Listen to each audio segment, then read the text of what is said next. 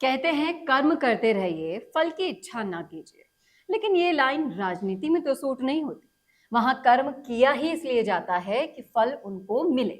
लेकिन अगर हम कांग्रेस के पिछले 5 सालों के कर्मों का हिसाब किताब करने के लिए बैठे, तो उनके कर्मों का जो हिसाब किताब निकला है वो वाकई में काफी मजेदार है।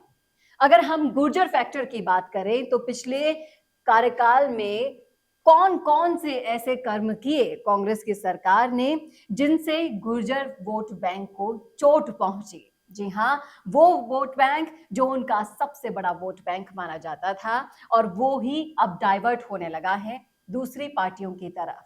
तो करेंगे इस पूरे हिसाब किताब पर चर्चा इस वीडियो में, इसलिए लास्ट तक बने रहिए मेरे साथ। नमस्कार, मैं हूं चेतना शर्मा और इस मुद्दे पर बातचीत करने के लिए मेरे साथ मौजूद हैं हमारे editor in chief Varun Bhansali ji. Sir, आपका बहुत बहुत स्वागत है स्टूडियो में। तो मैं ये बात करना चाहती हूँ, आज अगर हम गुर्जर वोट बैंक की बात करते हैं तो आप इसे नेग्लेक्ट भी नहीं कर सकते। और जब इनके अधिकारों की, इनसे जो किए गए वादे हैं उनकी बातचीत आती है तो सरकारें एकदम से अपने हाथ पीछे खींच लेती है। तो अगर कांग्रेस सरकार की अगर हम बात करें तो पिछले कार्यकाल में आप शुरू से बताइए कि कौन कौन से ऐसे काम इन्होंने किए जो अब इनके हिसाब किताब को लेकर अगर हम चर्चा करें तो ये माइनस पॉइंट में जा रहे हैं। देखिए, मार्शल कौम है गुर्जर कौम, और कहीं ना कहीं हर वक्त जो है, जब भी बात योद्धाओं की आती है, जब भी बात ऐसी कौम की आती है जो कहीं ना कहीं स्टैंड ले सके, तो गुर्जरों की बात हमेशा आती है। लेकिन मैं पिछले 5 ही नहीं, पिछले और 10, 15, 20 सालों से भी बात करूं तो गुर्जर आरक्षण के मुद्दे पर हमेशा गुर्जरों ने धोखा ही खाया है, चाहे सरकार कोई सी भी हो।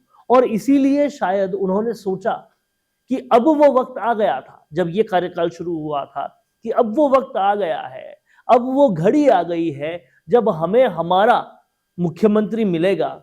और अगर ऐसा हो जाता है तो हमारी काफी वक्त से जो गुर्जर आरक्षण की मांग है, काफी वक्त से कई मुद्दों पर जो हमारी डिमांड्स है, वो पूरी हो पाएगी। जी और बिल्कुल। उन डिमांड्स के अलावा भी जो चीजें अनदेखी की जा रही है, वो सब चीजें हो पाएगी। और कहीं ना कहीं हर आंख में एक सपना पलता था कि सचिन पायलट के रूप में हमें एक गुर्जर मुख्यमंत्री देखने को मिलेगा, क्योंकि कहीं ना कहीं कोई भी ऐसा नेता अभी तक गुर्जर समाज में हुआ ही नहीं जो उस फहरिस्त के, उस दौड़ में कि वो मुख्यमंत्री बन जाए, इतना आगे था जितने सचिन पायलट थे। और ऑलमोस्ट वो सपना पूरा होने की कगार पे था। उसे जब तब तोड़ा गया, वो सबसे बड़ा आघात था गुर्जर कौम पर। हालांकि सचिन पायलट 36 कौम के नेता हैं, लेकिन पहले वो गुर्जरों के लिए सब कुछ है। और जब ये चीज हुई तो उनके दिल पे बहुत बड़ी ठेस पहुंची। अब वो दिल की ठेस को वो जैसे तैसे करके संभालते, उससे पहले और धोखे और कपट और षड्यंत्र सचिन पायलट के साथ होता रहा। और हर बात को, हर चीज को आप देखिएगा, गुर्जर कौम बहुत ही कीनली ऑब्जर्व करती रही, फिर चाहे वो सोशल मीडिया पे कर रही हो, ग्राउंड पे कर रही हो, न्यूज चैनल देख के कर रही हो, अखबार पढ़ के कर रही हो, बहुत क्लोजली मॉनिटर करती गई। और हर वक्त उनको पीड़ा, दुख, आघात और कहीं ना कहीं धक्का ही लगा है।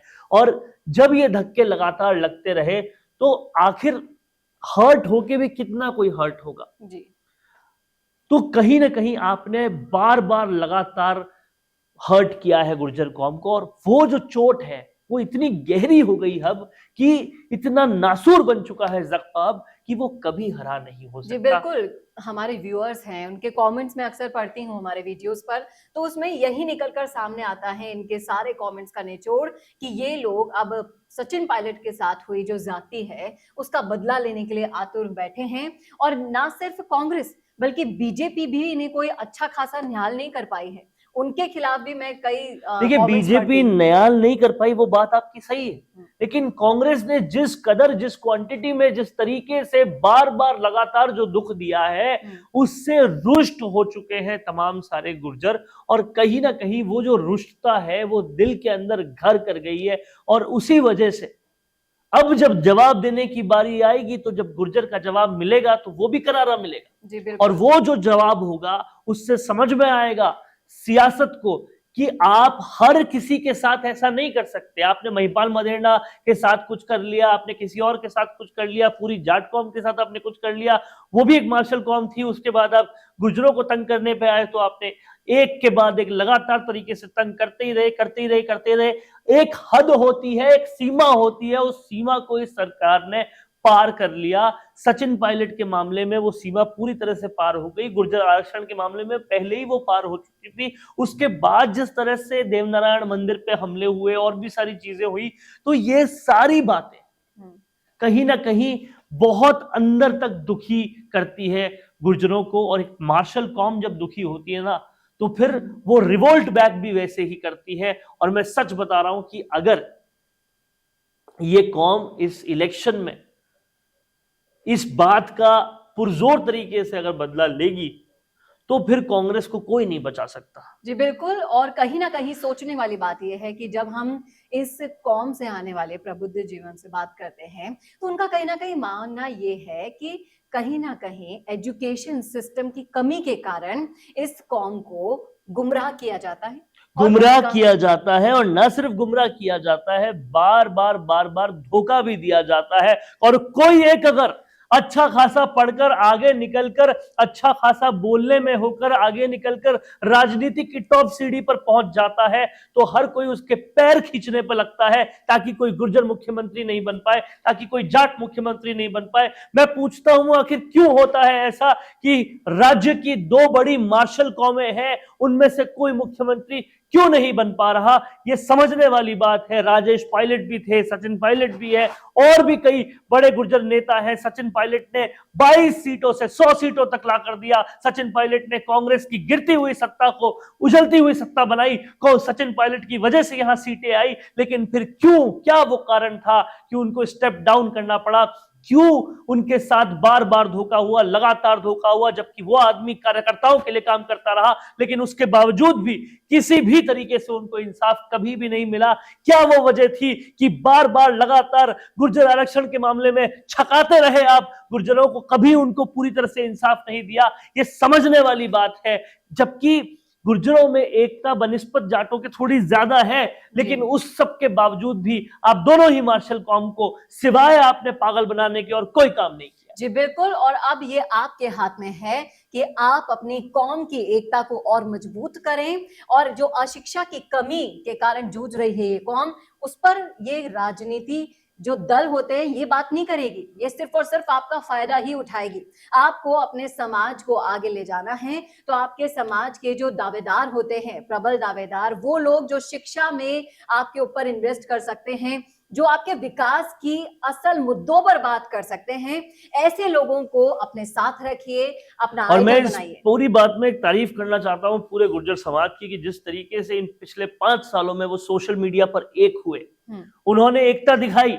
ट्विटर से उन्होंने कई लोगों की बोलतियां बंद कर दी, वो बेहद शानदार था। इस बात को रोकिएगा मत, इस एकता को कहीं पर भी कम मत होने दीजिएगा, क्योंकि यही वो तरीका है जब आप सशक्त हो पाएंगे, यही वो तरीका है जब आप एकत्रित हो पाएंगे। और जब आप एक हो गए ना तो हर किसी को जवाब दे सकते हैं। अगर आप एक हो गए ना तो सत्ता आपसे कांपेगी, आपको सत्ता की जरूरत नहीं पड़ेगी, सत्ता को आपकी जरूरत पड़ेगी। ये एक होना मत छोड़िएगा, और अब प्रण लीजिएगा कि आने वाले और 5 सालों में आप और ज्यादा एक हो सकें, और ज्यादा एकत्रित हो सकें, अपनी आवाज को और ज्यादा संगठनात्मक बनाया जा सके, और बताया जा सके इस सियासी कौम को कि बार बार लगातार धोखा खाने, पीड़ा खाने और दुख खाने के लिए ही गुर्जर कौम नहीं है। वो कहीं ना कहीं उनको जो हक है वो मिलना भी चाहिए। जी बिल्कुल। क्या कहना है आपका हमारे इस राय पर? रखिएगा जरूर अपनी राय कमेंट बॉक्स में, और इस वीडियो को ज्यादा से ज्यादा शेयर भी कीजिए ताकि आपकी कौम के हर आखिरी उस बंदे तक ये मैसेज पहुंचे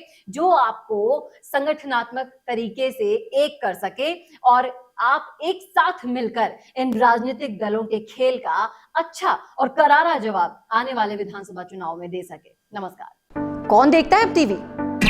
टीवी पर आपको कितनों ने देखा ये कैसे पता चलेगा? घर घर इंटरनेट पहुंचने के बाद अब सब कुछ है डिजिटल। आपका वीडियो कितनों ने देखा ये हर पल आपको पता चलेगा, इसलिए डिजिटल मीडिया में बनाइए अपनी पहचान। 4.5 करोड़ से ज्यादा व्यूज और 3,27,000 से ज्यादा सब्सक्राइबर वाले राजस्थान के चैनल राजस्थान संवाद पर करवाइए कवरेज।